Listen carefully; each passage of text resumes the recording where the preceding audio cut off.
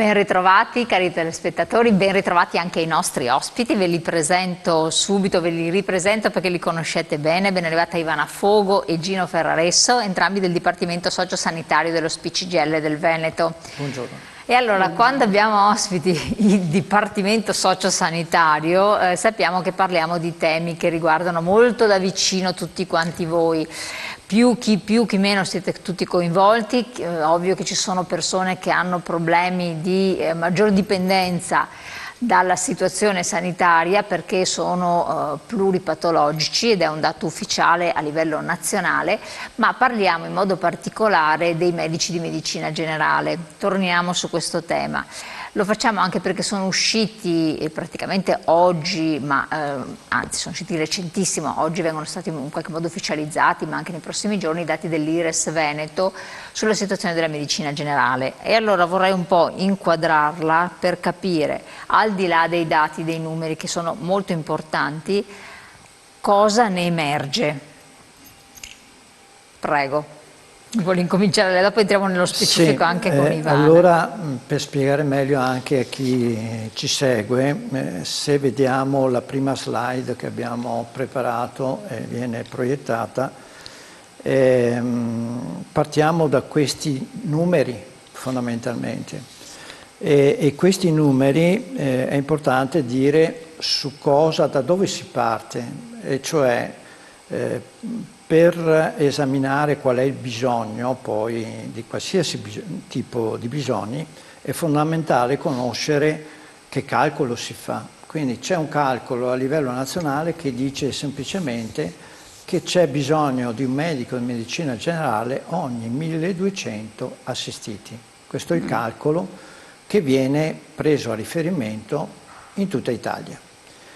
In base a questo calcolo noi recentemente è stato fatto un bando per coprire i posti di medico di medicina generale ed è venuto fuori che una cosa che già sapevamo ma che si aggrava ancor più nel tempo, che è questa, che noi fondamentalmente rispetto alla necessità che dovrebbe essere di 2072 medici in medicina generale per raggiungere quello standard di un medico ogni 1200 assistiti, noi abbiamo questa realtà nel Veneto, cioè sono stati coperti solo 129 posti sui 2072 messi a bando, di cui 1943 invece non è stato coperto questo numero. Ecco, cosa vuol dire 1940, che poi andando nello spaccato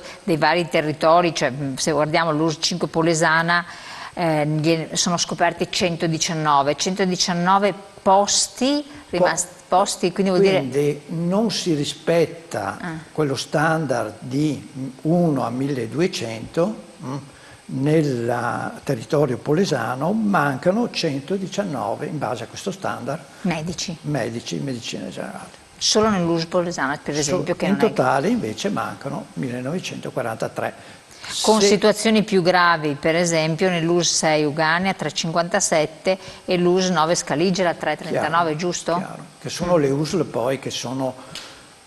anche la Travigiana, non volevo grandi, invece nella Polesana il problema è che è un territorio complicato dove i medici di medicina generale stentano ad andarci e quindi soffrono anche di una situazione, come dire, territoriale. Sì, vedo anche la Trevigiana che non mi era, del 363 della Trevigiana che non è messa, che tutto sommato sono territori, insomma, tra virgolette, appetibili.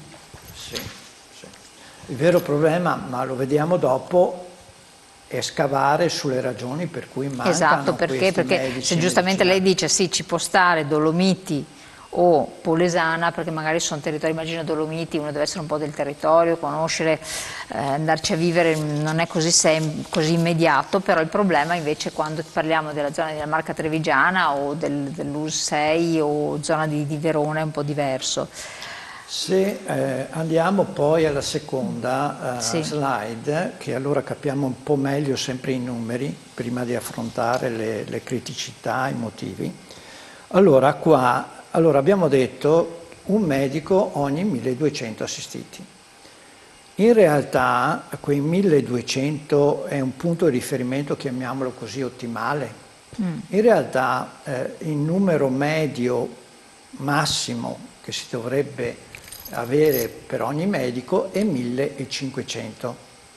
Quindi tra i 1200 e i 1500 possiamo, come dire, avere i medici in un territorio. Il problema è che addirittura negli ultimi anni mediamente abbiamo numeri che superano addirittura un medico ogni 1500 assistiti. E una di queste regioni è proprio il Veneto. Noi stiamo parlando di media, per cui vuol dire che c'è qualcuno che ha 1800 assistiti, qualcuno che potrebbe averne 1200, ma mettendo insieme tutti i medici, questi sono i dati del 2024, se mettiamo insieme tutti i medici e tutti i pazienti, viene fuori che il Veneto viene superato un attimo dalla Lombardia e dal Trentino. In realtà anche per quanto riguarda il Veneto noi superiamo la media massima.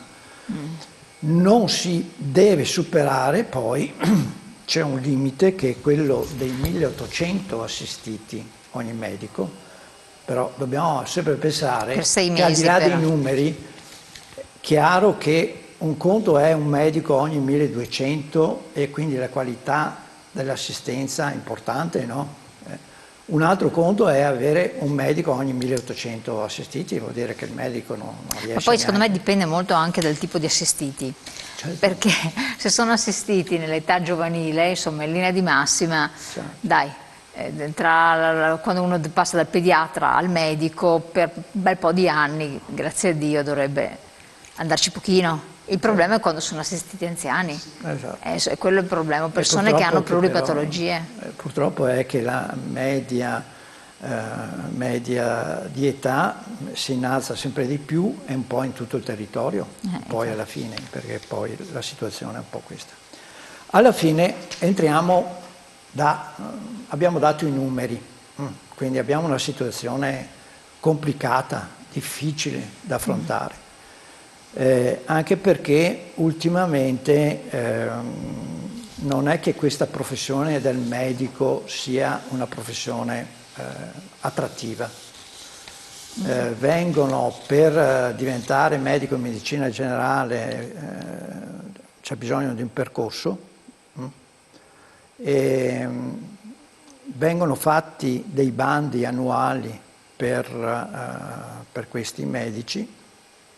Ultimamente il numero di posti messi a bando non ci sono abbastanza candidati, un po' come quello che succede per i posti di rianimatore o anestesista. Cioè non è appetibile come professione. Non è appetibile come professione. Un po' come ho visto anche infermieri, quando parlavamo tempo addietro, no, della stessa questione.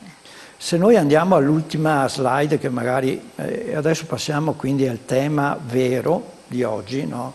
Quindi abbiamo queste difficoltà, come pensiamo di risolverle, ma bisogna anche, al di là di fare delle proposte, anche capire i temi, i problemi che abbiamo rispetto a questa figura dei medici in medicina generale.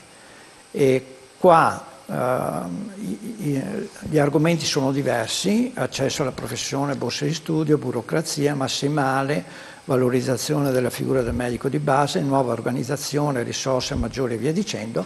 Adesso tentiamo, io e Ivana, di affrontarle una per una in maniera molto sintetica, perché i tempi non sono ma dai, adesso ce ne abbiamo ancora abbiamo un po' di tempo. Tentiamo di affrontarli in maniera sintetica, ognuna per conto suo, per vedere qual è il problema e come si potrebbe risolvere questo problema. Passo la parola a Ivana. Infatti allora andiamo innanzitutto a vedere, intanto un piccolo nodo. Non ci sono, quindi i giovani fanno altre scelte.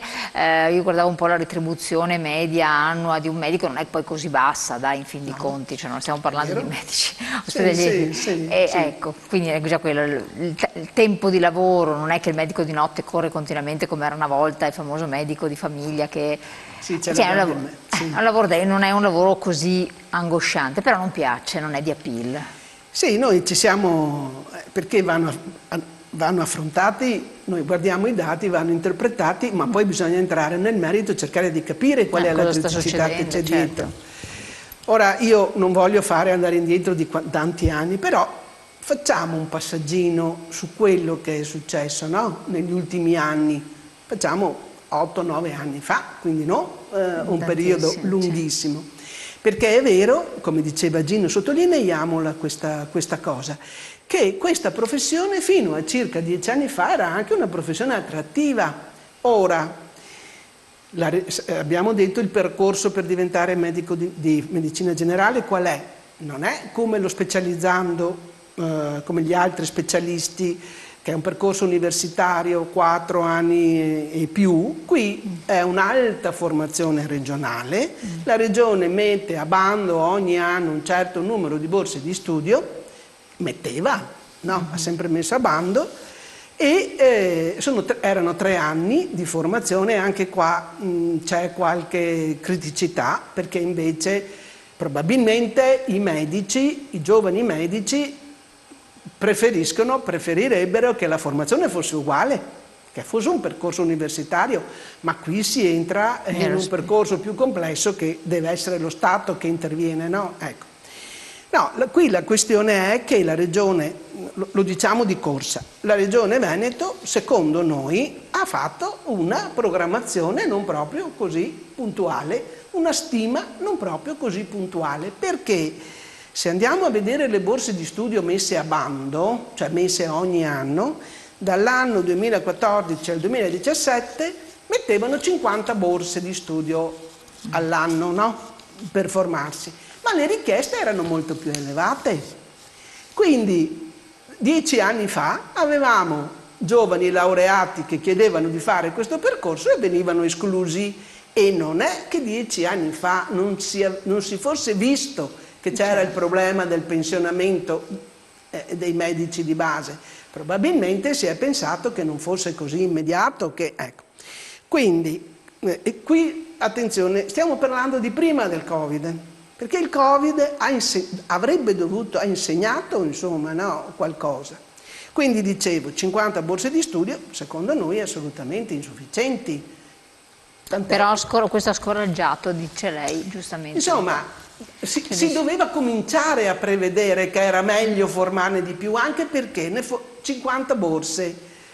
Qua dice, per cui vuol dire che ogni medico segue più di 1200 pazienti, se è così ditemi come posso fare in buona... Sì, è vero, e qui l'abbiamo appena detto, i dati dicono questo, che qui in Veneto tutti i medici di base, in media, dopo, seguono minimo 1500 utenti, tranne forse la Pedemontana, che comunque sono 1470, insomma non è... No, ma la cosa tremenda è che critica è che tutti ne seguono più di 1500, ma abbiamo 3 ULSS che superano addirittura i 1600. Abbiamo a Treviso, a Rovigo e anche un ULSS del Veneto orientale. Cioè, i nostri medici di base, in base a quello che ci dicono questi dati, lavorano, e tanto anche. Poi ci sono stati dei periodi, sono nate le zone carenti, vi ricordate, insomma, medici che sono andati in pensione e che non venivano sostituiti perché non erano pronti, non ce n'erano. La Regione ha fatto anche degli interventi, ha aperto agli medici che stavano facendo le borse con un numero di pazienti bassi, 500, ma è gente che sta studiando, non puoi...